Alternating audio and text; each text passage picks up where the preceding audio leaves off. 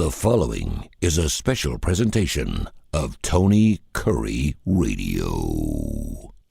Keep your mission on your mind and your mind on your mission. This is Mission Minded with Michael Coleman. Welcome back to another Mission Minded. Keep your mind, your mission on your mind. He is Michael Coleman. Lots of M's here. Heart of Alabama Food Bank joins us every single week. And you sent me a very interesting article about learning versus impact.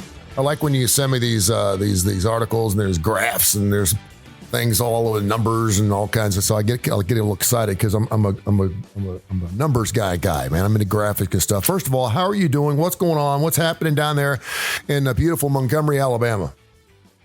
Well, we just got notification from Feeding America that that's across the nation that food insecurity numbers are going up, and it's probably a direct result of inflation. So that keeps us busy. Which kind of drives me to articles like this about how to have impact and learning, and kind of you get into, you're either sometimes doing one or the other. And it was kind of the whole thing about how do you prevent that from happening? And I know a lot of my peers and stuff, they get to where they're doing, I can just see it on their faces. They do what they do. They're in the late 50s, early 60s. They may be thinking about retirement. They may be thinking about things that they enjoy more than what they do. I am incredibly blessed to get to come to work and do something that I enjoy doing. And I don't take that for granted because it's a true blessing from God. But I also understand that I can get into a rut like anybody else. Because when I first came here, I was like, wow, there's a million things to do. And there's still a significant amount of tasks. But the whole point of the article is when you come in, you're learning, you're drinking from a fire hose, and things, depending on how much experience you have and how fast you can grasp it and adapt it and kind of look forward, your impact is typically not going to have, is not going to be very high because you're mulling through all these other things, these technicalities. But then, and I've suffered from this in my life many times, that's why this article really spoke to me, is I feel like, hey, I've gotten through it. I've gotten kind of on top of my game. And then I tend to kind of start getting a little bored, and I'm looking for the challenge, and I'm like, well, I guess I got to go find another job or go step up somewhere and do something to keep my interest, to keep me engaged. And really, this is a whole idea about not letting yourself get there, but always kind of while you're having high impact, as you still keep that learning aspect. And it was just some suggestions as to how to do that. But the whole thing really spoke to me because I see people as they get my age and they're beginning to, you can just see it on them. Like, hey, I've been working since I've been 18 years old.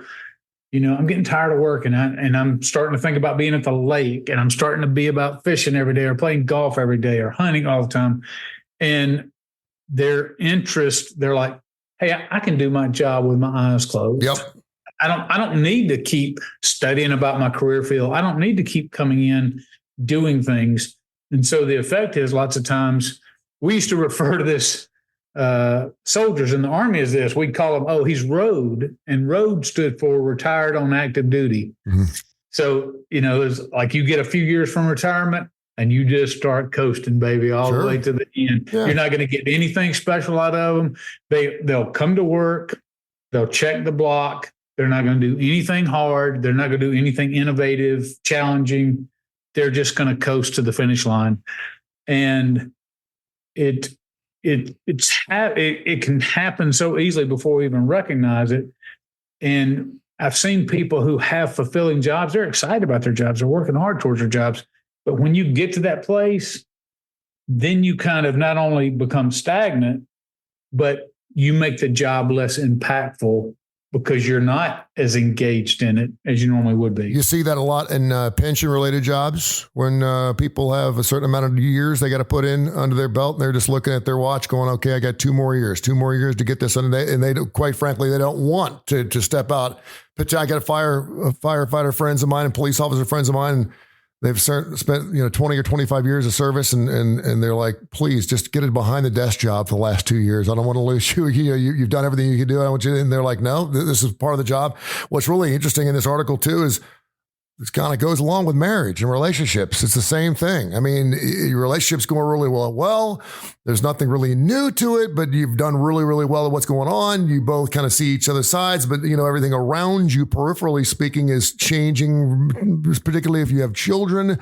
So whether you like it or not, your relationship's always going left or right. It's never staying in the same spot. It's always moving left or right, better or worse. And so it's important to keep things fresh and do those things. And so there's several things in this learning versus impact that you can actually do. Let's go through some of these really, really interesting too, because in this particular case, someone was talking about, working at, of all things, a Facebook situation where they were working for like 11 years, and they realized that they just were really, really good at what they did. And then they realized that being on a job they said, that was their learning and growth had been slowed. They were spending nearly all their time practicing and executing what they already knew, which meant I had to take time and activation energy to create ways of honing brand new skills. And so it basically says a few ways to bring back learning into the role, so where you have a maximum impact, not only for yourself, but also for the people that are working around you. So pick a challenge. What's that mean? Well, and I've really thought about this. It's a little bit different with somebody like this in my position, because as a CEO, I can do things like address some of these from a different lens than others. So if you're the CEO or the owner of a business, you can pick a challenge business related because you have the ability to control the vision, to control what you want to do, the direction of your business. If you're somebody who is a career employee and maybe halfway up, mid-level management, you're not going to be able to do things necessarily with the business because you're going to have limitations of people over you. However, all these things can apply to personally things that you can do and professionally, not necessarily in the sense of taking your job somewhere else or taking your company to another level. But what you'll find is that by stirring up those juices of innovation and working towards things, it really can help you kind of, get fresh, even approach work in a fresh perspective. So what they mentioned in there was, pick something that maybe you're not strong at. And a lot of people are like, look, I've spent, you take something like public speaking. I've spent my whole life avoiding public speaking. Why do I want to tackle that, this late in my life? Mm-hmm. But I have done some things and my attitude towards it can peter out real quick. Like, for instance, I was like, okay, you know what? I know a little bit. I've been exposed to some different languages. And I'm like, you know what? I may just sign up for Bible and just learn Spanish or something. Guess what? I'm horrible at languages. And so, that lasts a little while. I may say, hey, I want to, my dad was a great woodworker. Mm-hmm. But maybe I want to do that. Well, I'm not a great woodworker. He was very detailed and I'm up here in the ideas and, ADHD. And woodworking is not, I love it, but those things are not great for me. So I look at myself and I'm looking at, okay, what is it that you either want to improve on in your life and take on that challenge or do something that you've never done before, but push yourself a little bit out of your comfort zone. It's going to maybe require some effort. It doesn't have to be some big, gigantic life change, but just the idea of taking on something new. I remember before my dad passed away, you could look back over the last few years of his life, and what you saw happening was, in part, we didn't know how bad his vision was. And so that was affecting a lot of the detail work that he made guns. He could do anything woodworking. He was just really smart, self-taught. but he just started losing interest. And again, because he was having trouble seeing and did not want to admit how bad that was. But you could just see after a while, he lost interest in his business. Then he started losing interest in his hobbies, and he became more and more isolated. And so it's just not good for your brain. It's not good for your mental health to just coast through life. You need to get those neurons connecting and rebuilding those things and creating new ones. And so pick a challenge that's doable. We're not talking about going from being on the couch to climbing Mount Everest. Yeah. But just take up an interest or pick a challenge. And I mean, it could be something like right now, I'm paying for a gym membership. I'd like to think I'm not the only one. How's that going? But I opened up a gym membership. I'm embarrassed to say this, but a little self-deprecation is okay. In December, I had a great idea. Hey, I need to go to the gym. I could not, my legs are as white as out-of-bounds steaks in golf. And I'm like, hey, Planet Fitness, you go over there, it's a bunch of other fat losers like me. Mm-hmm. And then I can get some sun and all that. And that was in December. So I signed up. I'm having the monthly. It is now May. I've never stepped foot in a Planet Fitness in my life. Now, and so occasionally I will come along and say, hey, that's my challenge, right? And, so I'm a little bit preaching to myself through this. Yeah. I've got the challenge picked out. I just hadn't carried through with it. And I know I need, and the exercise and all that really is good for the mind, good for the body. It's just something I need to do. No, Dr. Josh we've done several shows on this. When you start gym memberships, there's two things that are really important. First of all, do you have a support system? Do you have someone you can do it with? It always helps. And second thing is it close to the house? Because if you start a membership that's like 30 minutes away, you're never going to use it. Never going to do it. And it's close to the house. I don't have my wife on board yet. You can say, oh, it's close to work. I can do it on the way into work. And you're not going to do it on the way to work. You're not going to do it after work. You're just not going to work. You're not going to work out before you go to work, and you're not going to do that. But, I always think it's interesting to hear you talk. I've been around a lot of people that are go-getters that are always coming up with different ideas. And sometimes I think that they feel like they have to always doing something new for some reason, but they don't do anything new for a very long time. Maybe it's, and I'll use some people that were very important in my life at one point where they had a hobby and they would get really hot and heavy on something. I mean, just all day, all night. We'd be out in the driveway at 9:30 at night doing something, and then that would last about 3 months. And all of a sudden it'd get shelved. It would find its place in the garage. And next thing you know, there was something different, and then it was different. Then we wanted to get into a business, something, and we wanted to do this. And I'm just like, and as long as they were passionate about something, that was like, great, that's good. But then they never really found something that and maybe that was the whole idea. Maybe it wasn't something maybe you don't want to learn to speak fluent Spanish. Maybe it's good to you just to be bilingual a little bit, to be able to go to Spain and be able to ask someone where the bathroom is. I mean, maybe that's the importance. It's not going to take Taekwondo and having to be a black belt. You can learn something just by trying something out. And I certainly understand that, but I always question myself, what's wrong with being content? But that's such a great distinction, because I look at this. So take my role here at the Heart of Alabama Food Bank.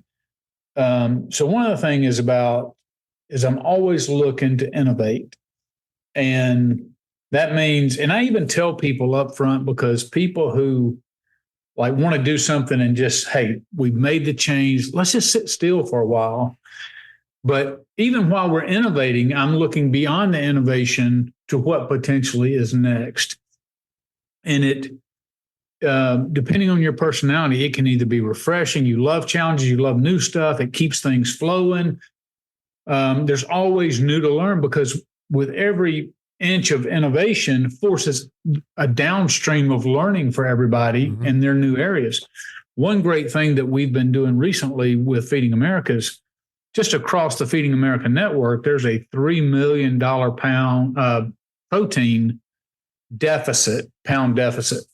So we partner with Tyson here in Alabama at their plant, and we're sending a truck and at least picking up a truckload of donate chicken every week. We take it to a processor. They process it in bag size that we can redistribute. Well, it's created a little bit of a revenue stream for us, but we're also bringing food in to the network. So it's one of the situations where everybody wins. Mm-hmm. But it's very difficult. There's only one other food bank out of over 200 that are doing this same thing. Oh. And so there's a lot of logistics and there's a lot of reasons to go, oh, this is just too difficult. But we have pushed through, and we've innovated. And now because we've pushed through here, there's even a bigger opportunity to connect with other plants that are also producing protein that have this ability. So when I'm looking at this alone will, is enough to keep so many people fresh and new, but ultimately benefit. And I feel like as a leader, I never want to get our organization stagnant. Now, I want to balance, like you talked about with contentment, is I want to pursue excellence, but I'm always looking to not to go beyond excellent, because then you're just talking about perfection and that's never going to exist. But I'm always looking at where can we squeeze just a little bit more juice. But going back to your content, it's always a balance of what I'm asking my employees to do, how much can they handle, how much strain and stress and strain. So it's valid what you said about contentment, both mm-hmm. personally and professionally. Where's that line? My fear is that it's so natural for people just to get emotionally sedentary, sure. Just going through the motions, and they say, well, I'm content. But then once you go down that path, it's so hard to get started back again into anything that challenges you. And a lot of those years are ultimately they just become a blur because you're just going through them with no real purpose and real intent in life. I think it has a lot to do with, and not to sound, cliche here, but I think it has a lot to do with the chapters of the books we're in our lives. We always talk about doors opening, doors closing, this, that, and the other. And I can look back at, I used to have a summer project every year.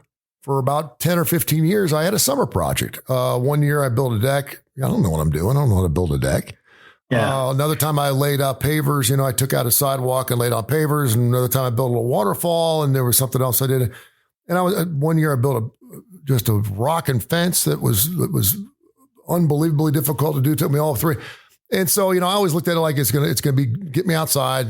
It's gonna be one way to exalt some energy, particularly get away from the kids. Perhaps if I can be out in the front yard, they can be out there with me at the same time. And it was just something I really enjoyed doing. And then it got to the point where I just shut it down. Yeah. And obviously there were a lot of things in my life that were changing at the same time. And so, but I look at those times and go, wow, man, the energy I used to have to do those things now. Yeah. Now it's, now you just, there's some nights, let's be honest, you're just happy to make it to the chair. You know what I mean? It's just, so, but yeah, but there's all kinds of different ways that you can do these things. And it's interesting because I was talking to my son the other day. We went to Dave and Buster's for my son's birthday a couple months ago.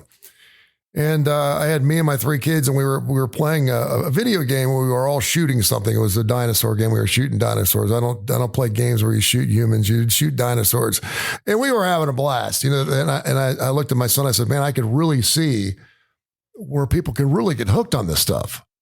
And he's like, "Oh, dude," he goes, at Clemson College, there's people that before they even go pee, they get out there and they're playing a video game. They roll out of bed. They're sitting there in their rooms in their underwear playing a video game before they even go to the bathroom to go start school. And I was like, and I thought to myself, that's probably not something that I should get involved in, because I like games too. I'm more of a Sudoku kind of guy, but I could certainly see where Xbox and video games and why the business is so big and stuff. And because quite frankly, I don't really see the good comes out of that. It's just a time taker upper. I mean, if it's something that you want to get away with and just spend some alone time and go do some stuff with some friends, that's fine.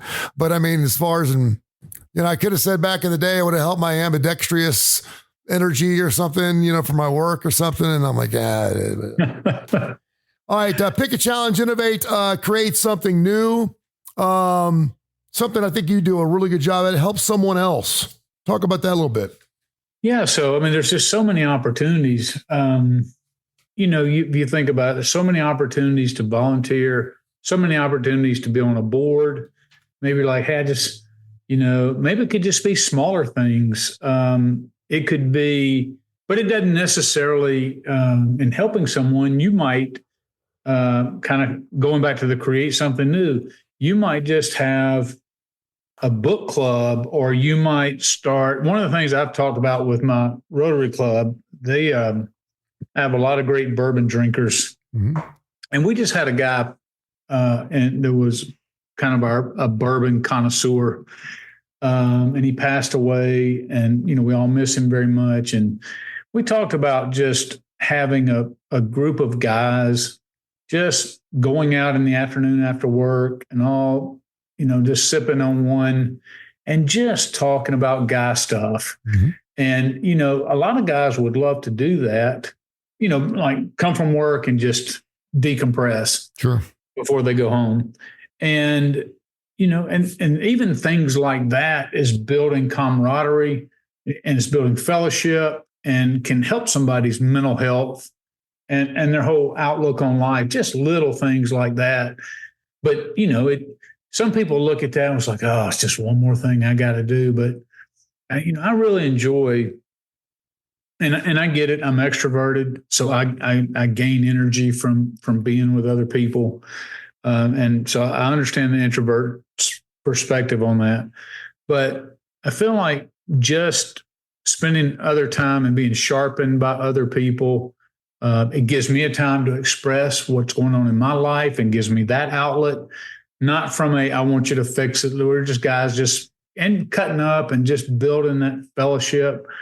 And so all of those, I think, are really, really good and help feed into the mindset. Going back to this just the original idea was, impact versus learning.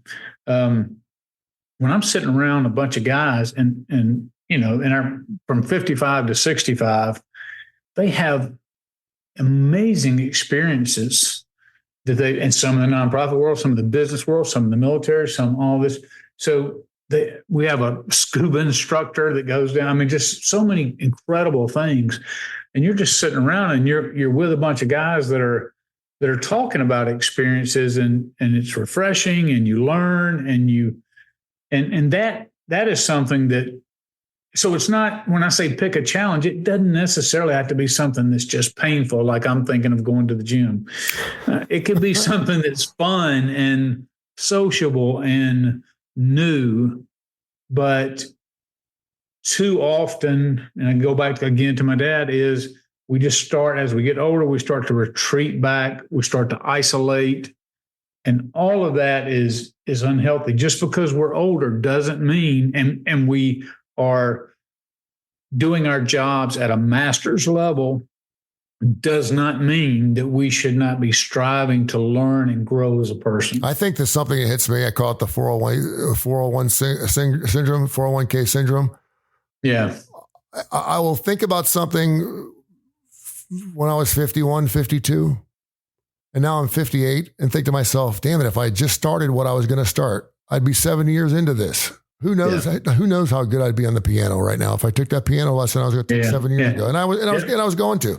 If I had just started saving a couple of years earlier on my 401k, just think where I'd be. And I mean, there's reasons why we don't start those things. There's reasons why maybe we start some things, they go off different directions. I always think that anytime we get an opportunity to be around our brothers and our sisters, I always think it's good. That's one of those things where, I'm part of a lot of support groups. I do a lot of things with alcoholics and addiction stuff through UAB. And I take that time very seriously, and I really enjoy my time and hearing other experiences and strength and hope through those individuals. And, that's always a win. I always learn something. I always hear something. I learn something. There was a group of guys that, you're talking about grabbing a bourbon every night or every couple of nights after work. There was a group of guys that I met down at this Kangaroo gas station down here off of Valladale. about 6 years ago. Bo Koshat and those guys, he ran a sod shop. And I went down there one morning and I ran into him. He's like, "Hey, you got a few minutes?" I was like, "Yeah." So I went inside and got a cup of coffee. And next thing you know, and he's like, "I'll be down here tomorrow morning at 6:15 if you want to come down." I said, "Sure." Within about a month, we had about 13 of us meeting out at this gas station, having a cup of coffee for about 15 or 20 minutes. No big deal. It could have turned into a Bible study or something. And as easily as it got built up, it dispersed. But it was just a really neat. And I remember that experience. And I remember the people I met, and I still further those relationships in a lot of different ways. So there's all kinds of different ways. It really speaks to that human desire we have to have fellowship and to be with people and to be connected to people and things outside of ourselves. Which I really think we've lost a lot of. And I mean, I don't know if I could pin all of it on COVID, but we're just not connected anymore. Yeah. We're not making eye contact like we used to. We don't shake hands. We don't touch each other anymore. I think that's, it's touching is one of our 5 main senses, and we should treat it as such. And it's just as important as hearing or smelling or tasting or anything else. So it's very, really interesting. Anything else on this list that you saw? I know there's fixing a problem, picking something up, banking a win, and helping someone else. Is there anything else that was on this particular list that you really wanted to get into? No, I mean, I would just say that, it talks about, each one of these is going to take you to some degree outside of your comfort zone. And I don't necessarily agree with all that. I mean, I love to innovate. And so innovating doesn't take me out of my comfort zone. I pursue innovation because it's new and it's, but for the vast majority of people, the things that it's talking about is picking something new, pick a challenge and all that. Don't let it, we're not talking about dominating your time. We're not talking about being so difficult it's unachievable. We're not talking about from the couch to a marathon. Pick little things, but just try to get in the mindset of continuing to work your mind and continue to learn. I want to be a learner of things all the way up. And, if I live to be 80, 90 years old, there's no way I'm going to live to be 90, but if I live to be 80 years old, I want to be learning and seeing new things and having my mind challenged all the way up to the day I draw my last breath. Hey, if Willie Nelson and William Shatner can make it to 90, you can make it to 90. Maybe so. Well, we can do that. All right, Michael, thank you so much, and we'll catch up next week. Yes, sir. This has been a special presentation of Tony Curry Radio.